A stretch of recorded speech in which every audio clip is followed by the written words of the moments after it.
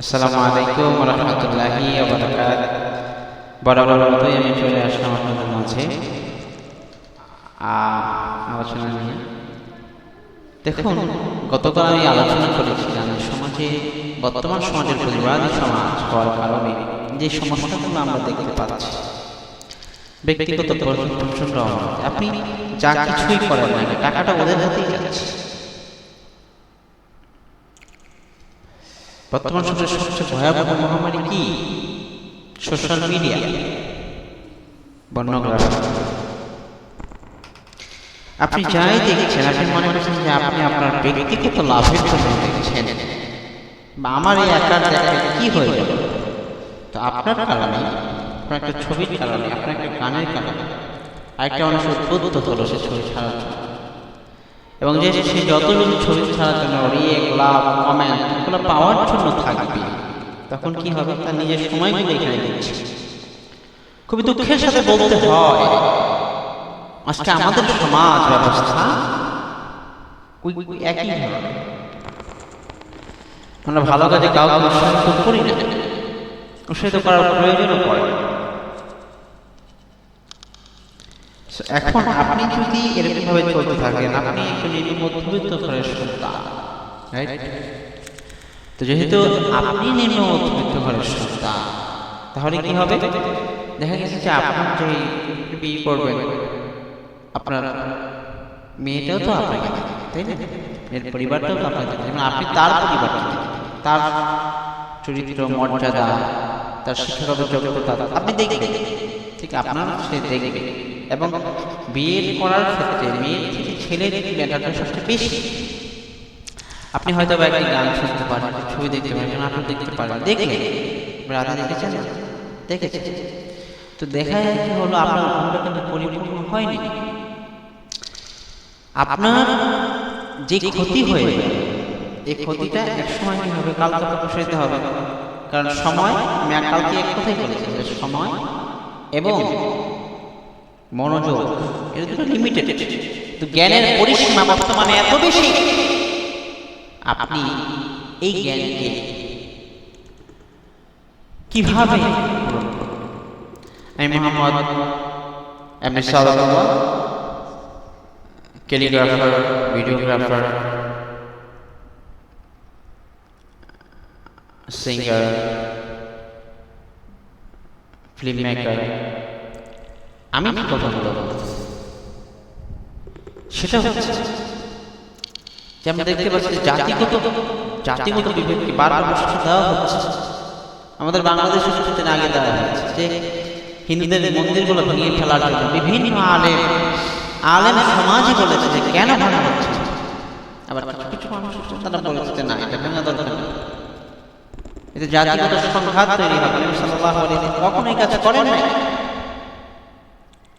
তাহলে এখন যে ব্যক্তিগত সমাজ, যে পুঁজিবাদী সমাজ, যে কি কার খবর নিল, প্রত্যেকেই স্বার্থের জন্য, স্বার্থকেন্দ্রিক চলাফেরা, কথাবার্তা, স্বার্থকেন্দ্রিক, স্বার্থ।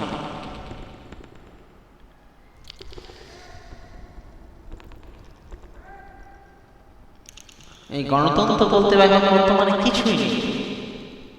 আমরা জানি গণতন্ত্র গণতন্ত্র গণতন্ত্র যদি সেখানে থাকবে, যেখানে থাকবে, তার রূপরেখাগুলো কি হবে? প্রথমত যে জনগণ সকল কিছু সম্পর্কে, দেশের সকল কিছু সম্পর্কে জনগণ জানতে পারে, কিন্তু সেটা জানতে পারে না। দ্বিতীয়ত তাদের সব ক্ষেত্রে তাদের পদচারণা থাকতে হবে, জনগণ এগুলোর মধ্যে নাই। আজকে ভোট বিক্রি হচ্ছে 500 টাকা, 1000 টাকা। প্রত্যেকটা বিশ্ববিদ্যালয়ের ছাত্ররা পড়াশোনা নিয়ে নাই, তারা গান, নাচ, টিকটক, ফেসবুক, মেসেঞ্জার, ইনস্টাগ্রাম নিয়ে ব্যস্ত। আমরা দেখতে পেলাম খুব সম্প্রতি একটি ঘটনা। নিউ ইয়র্কের বর্তমান যে মেয়র মামদানি, তিনি সোশ্যাল মিডিয়ার মাধ্যমে নিজের ভোটের প্রচারণা চালিয়েছেন এবং একজন মুসলিম হয়। তাকে সবাই কেন গ্রহণ করলো, আসলে আমার মনে হয় না যে মানুষ বুঝেছে কেন তাকে গ্রহণ করে। এরপরে আসলে যে মানুষের জ্ঞানকে হিপনোটাইজ করা হচ্ছে, মানুষের চলাফেরা কেমন হবে, মানুষের কথাবার্তা কেমন হবে, সব কিছু হিপনোটাইজ করা হচ্ছে।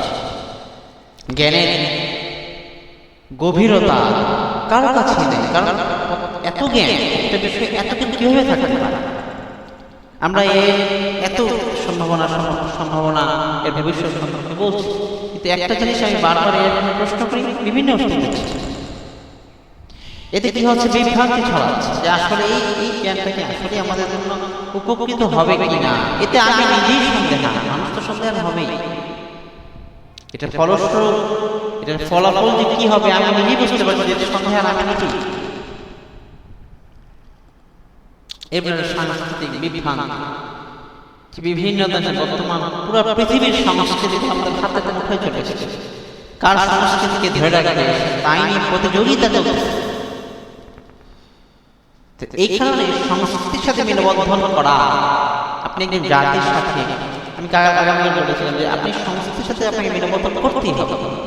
যদি আপনি সংস্কৃতির সাথে মেলবন্ধন না করেন, তাহলে আপনার টাকা, আপনার প্রভাব, আপনার প্রতিপত্তি, আপনার ক্ষমতা, এগুলো আপনি প্রয়োগ করতে পারবেন না। কারণ আপনি মানুষ সংস্কৃতির জন্য সবচেয়ে বেশি প্রভাবিত হয়, কোনো রাষ্ট্রীয় আইনের দ্বারা নয়। মানুষ চলাফেরা, খাওয়া দাওয়া, ওঠা বসা, কেমনি কি করে, কোন দেশে কিভাবে, সেই সংস্কৃতিগুলোকে যদি আপনি সম্মান করে সে অনুযায়ী চলতে পারেন, তাহলে আপনি তাদের সাথে কথাবার্তা, তাদেরকে আপনি তাকে প্রভাবিত করতে পারেন। আপনি যখন সংস্কৃতিকে মানতে পারছেন না, সংস্কৃতি পরিবর্তন করতে পারছেন না, তাহলে সংস্কৃতিকে মানতে হবে বাধ্যতা।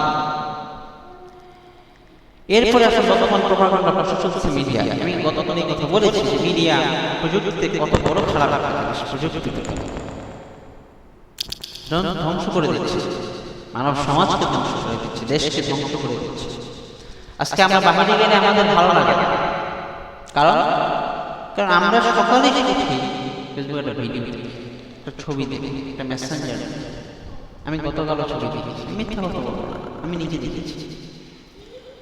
আমি নিজেকেই যখন আঁকতে পারছি না, আমি আপনাদেরকে কিভাবে আঁকাবো, সেই কথা চিন্তা করতেছি। করণীয় সমাধানের পথ কি? আমি গতকাল বলেছি যে কোরআন হাদিসকে ধরতে হবে, সাইকোলজিক্যাল ব্রেনগুলো ধরতে হবে, যেগুলো প্রিন্সিপালগুলো আছে জীবনের প্রিন্সিপাল।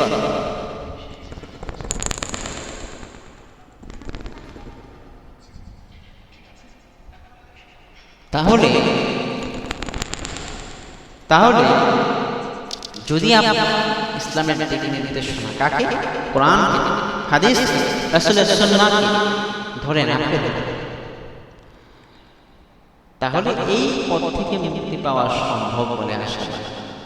ব্যক্তিগত উন্নতি এবং নিয়ন্ত্রণ, নিজেকে নিয়ন্ত্রণ করতে হবে, অল্প অল্প করে নিয়ন্ত্রণ করতে, সময় যথাযথ ব্যবহার করতে হবে, মনোযোগ যথাযথ ব্যবহার করতে হবে, শরীরের ঘুম দিতে হবে, স্বাস্থ্য সচেতন হতে হবে, নির্দিষ্ট জ্ঞানের মধ্যে সীমাবদ্ধ থাকতে হবে।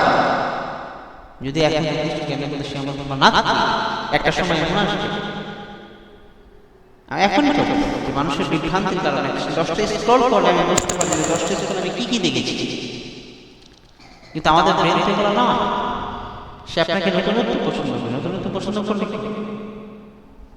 সে তো ধরে রাখতে পারে যে মস্তিষ্ক নিজেকে বিক্রি করে দেওয়া যাবে না, নিজেকে স্বতন্ত্র ধরে রাখতে হবে, নিজের স্বতন্ত্র। আমি একজন মানুষ, আমি কারো খাওয়ার প্রস্তুত নয়, আমি কারো ব্যবহার করতে প্রস্তুত নয়। আমার মনে চাই, কেন মনে চাচ্ছে এটা প্রশ্ন, কেন আমাদের এটা মনে চাচ্ছে? কারণ আমাদের ব্রেন সেভ হয়ে গেছে, যেগুলোই আমরা বারবার ইউটিউবে ঢুকে, কেন আমাদের ব্রেনে সেভ করে।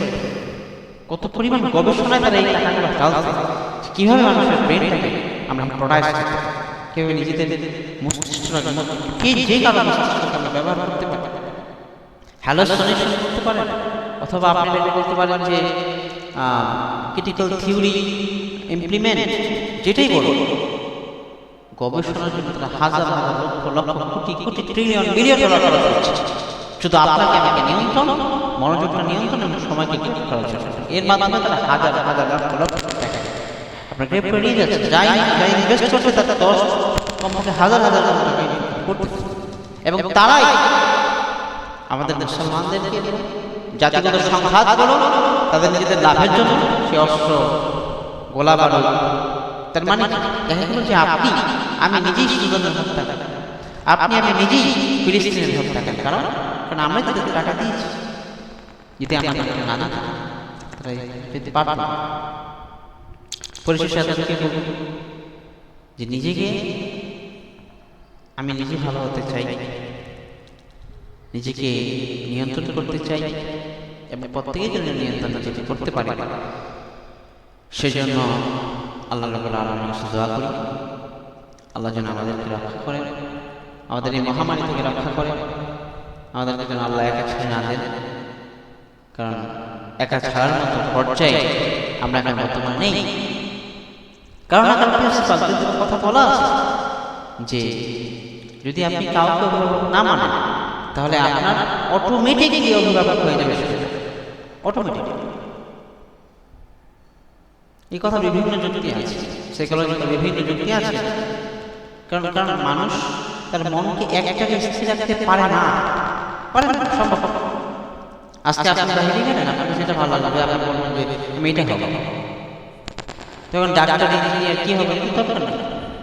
আর সোশ্যাল মিডিয়া বর্তমানে এদিক করতেছে, মানুষ লক্ষ্যগুলো হাঁক ভাগ টুকরো করে এমনভাবে টুকরো করতেছে তা আপনি ঠিক থাকে আপনি তাদের উদ্দেশ্যকে সফল হতে যেন কোনো ধরনের বাধা বিপত্তি না।